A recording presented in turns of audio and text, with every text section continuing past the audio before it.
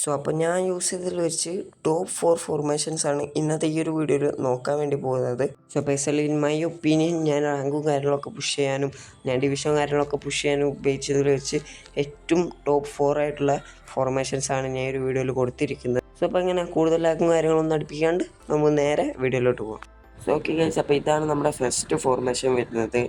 4-2-1-3 എന്ന് പറയുന്ന ഈ ഒരു ഫോർമേഷനാണ്.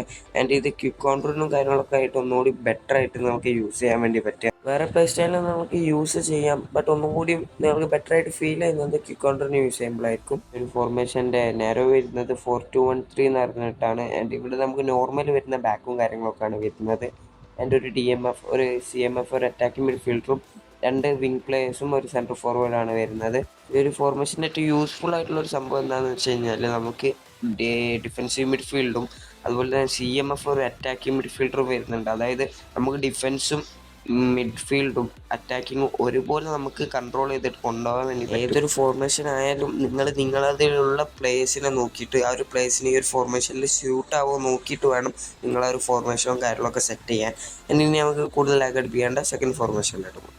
ഇതാണ് നമ്മുടെ സെക്കൻഡായിട്ട് വരുന്ന ഫോർമേഷൻ. ഈ ഒരു ഫോർമേഷൻ കുറച്ചൊരു പ്രത്യേകമുള്ള ഫോർമേഷനാണ്. കാരണം നിങ്ങൾക്ക് കാണാം 2 അറ്റാക്കിംഗ് മിഡ്ഫീൽഡറിൻ്റെ പകരം 2 സെക്കൻഡ് സ്ട്രൈക്കറാണ് നിങ്ങൾക്ക് വന്നിരിക്കുന്നത്. ഡബിൾ സെക്കൻഡ് സ്ട്രൈക്കേഴ്സ് നിങ്ങൾക്ക് ഇവിടെ കിട്ടാൻ വേണ്ടി സാധിക്കും.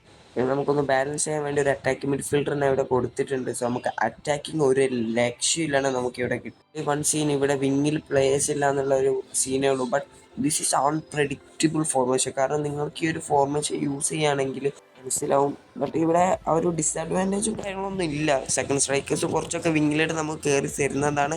ബട്ട് ഇറ്റ്സ് ഓക്കെ, നൈസ് ഒരു ഫോർമേഷനാണ്. ഇറ്റ്സ് ജസ്റ്റ് ഒന്ന് ട്രൈ ചെയ്ത് നോക്കാം. നമുക്ക് നമ്മുടെ ടോപ്പ് 2ലേക്ക് പോകാം. സോ ഓക്കെ, അപ്പോൾ ഇതാണ് നമ്മുടെ ടോപ്പ് 2 വന്നിരിക്കുന്ന ഫോർമേഷൻ. ഈ ഒരു ഫോർമേഷൻ നിങ്ങൾ കുറേ സ്ഥലത്ത് കണ്ടിട്ടുണ്ടാവും. കുറേ യൂട്യൂബേഴ്സിൻ്റെ അടുത്ത്, കുറേ പ്രോ പ്ലേയേഴ്സിൻ്റെ അടുത്തൊക്കെ ഈ ഒരു ഫോർമേഷൻ നിങ്ങൾ കണ്ടിട്ടുണ്ടാവും.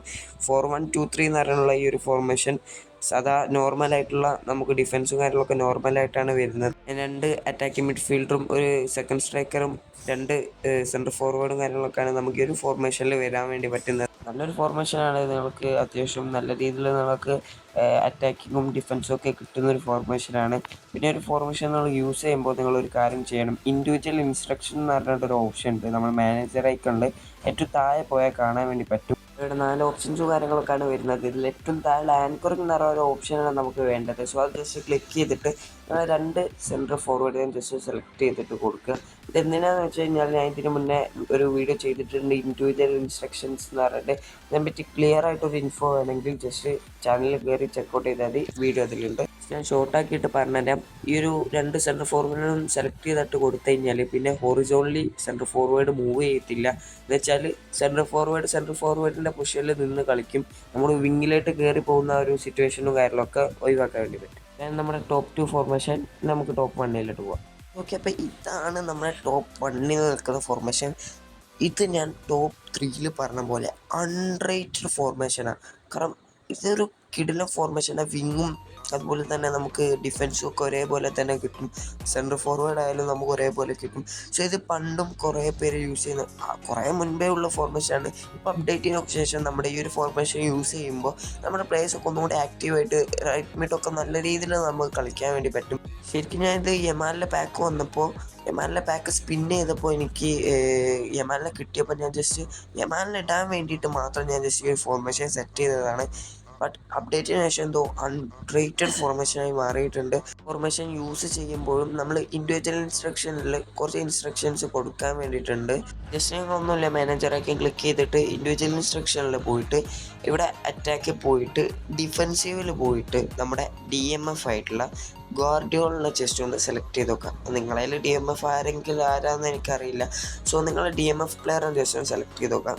ഒന്നുമില്ല, ജസ്റ്റ് DMF പ്ലെയർ കുറച്ചായിട്ട് ഫ്രണ്ടിലോട്ടും കാര്യങ്ങളൊക്കെ കയറി കളിക്കുന്ന ഒരു സംഭവം വരാറുണ്ട്. സോ അതൊക്കെ ജസ്റ്റ് നമുക്ക് ഒഴിവാക്കാൻ വേണ്ടി പറ്റും ഈ ഒരു സംഭവം ചെയ്തെടുത്താൽ. ഇതിനെ കുറിച്ച് കൂടുതൽ ഇൻഫോ വേണമെങ്കിൽ ഞാൻ പറഞ്ഞ പോലെ ചാനലിൽ വീഡിയോ ഒക്കെ എടുപ്പിട്ടുണ്ട്. ജസ്റ്റ് ഒന്ന് കയറി ചെക്കൗട്ട് ചെയ്താൽ ഡിസ്ക്രിപ്ഷനിൽ ലിങ്ക് കൊടുത്തേക്കാം. സോ ഓക്കെ, അപ്പോൾ ഇതാണ് ഇത്രയേ ഉള്ളൂ നമ്മുടെ ഈ ഒരു ടോപ്പ് 4 ഫോർമേഷനിൽ വരുന്ന കുറച്ച് ഫോർമേഷൻസ്.